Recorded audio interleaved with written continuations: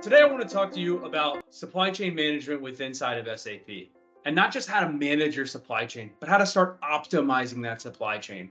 So many times, organizations that we're working with get hung up on how to move parts and pieces from one place to another. And as industrial manufacturers, we really need to focus on how to optimize some of the things that we're doing besides those just day-to-day activities. A few areas that SAP is focusing on is one is in the forecast accuracy side of things. We want to take the historical data that we have from a manufacturing standpoint, think of our sales history or shipping history, and we want to be able to put that into an engine that spits out what our forecast should look like by product, by location, by product group, or even by customer. And I'm seeing a lot of industrial manufacturers really start to focus on this piece really in two areas. One, driving a more accurate forecast allows you to more accurately plan the rest of the supply chain. If we're over forecasting by 2 or 3%, we're going to be buying and making 2 or 3% more products.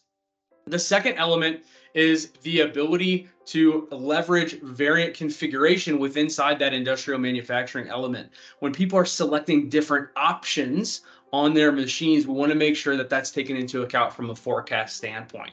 These are two huge pieces that SAP is helping drive, again, to get more accurate, to reduce overall supply chain costs, whether that be on parts or whether that be on labor.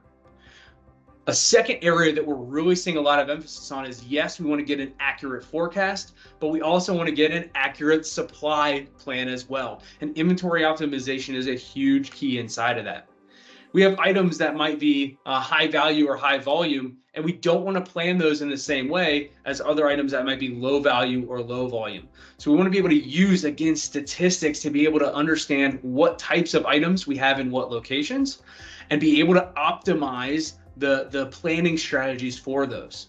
We shouldn't have the same safety stocks or reorder points or min-max levels in multiple different facilities and locations. We want to be able to have that fluctuate based on the supply and demand that's occurring in each one of those facilities. And for my manufacturing clients, this has been a huge driver for them of how they work through that process and make sure they got the right inventory in the right place at the right time. Again, this is a cost reduction piece, but it really pairs well with that first one around the accurate forecast. You want to be able to have the most accurate forecast, but if your supply planning parameters are off, it really doesn't work well together. So you really need to put both of those pieces into place to be able to drive a optimized supply chain. The last piece that we're seeing is not only on the material side, but on the actual capacity side of things as well. I work with a ton of industrial manufacturers that are packing things in different sizes, that have very complex manufacturing sequences and processes, and the ability to optimize based on those characteristics is a huge piece to reduce overall cost. I worked with a recent manufacturer that had color, pack size, and then some governmental complexities that went into their production processes. And they were able to optimize the sequence of those items based on that production schedule, again, reducing their overall cost basis on changeovers, and for them based on cleanout processes that they had to do on their lines themselves.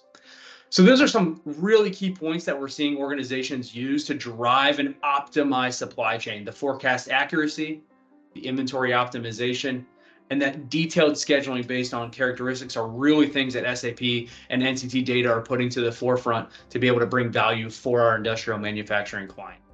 So at NTT Data Business Solutions, we actually have 100 industrial manufacturing clients that are on that latest version of SAP S/4HANA. And we've really been on the forefront of leveraging some of the tools we've talked about, some of the business capabilities we've talked about through that SAP S/4HANA solution. And we look forward to potentially working with your industrial manufacturing company on these topics.